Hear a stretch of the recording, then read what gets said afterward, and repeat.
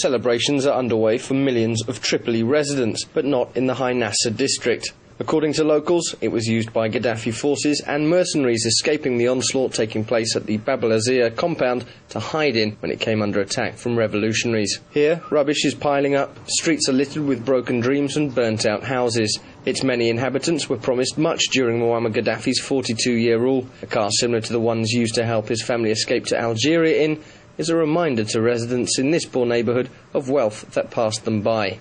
Elsewhere, a large part of one street has been burnt to the ground. We were asked to stop filming at this location by two unknown men. In a High Nasser block of flats, residents who wished to remain anonymous told us stories of confusion, fear, and what they now hope for. Our neighbourhood became full of Gaddafi's forces from Bab el-Azir. We did not know who they were or who was fighting with who.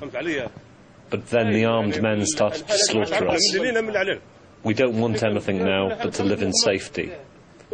12 people are still missing from this area. 2 were killed, 2 were wounded. People outside Tripoli say that our neighbourhood stood up for Gaddafi, and now we're having problems. We are still having problems with our electricity. Hadba Shagir is another Gaddafi loyalist area.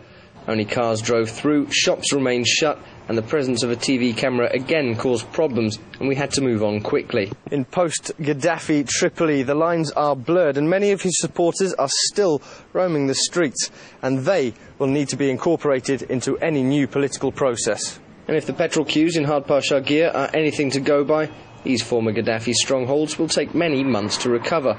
Motorists at this station had been waiting since 3 a.m. to fill their tanks. They do want to be included in the new government and call themselves Libyans, but their fate will now be at the hands of the National Transitional Council and the new political discourse the country will take.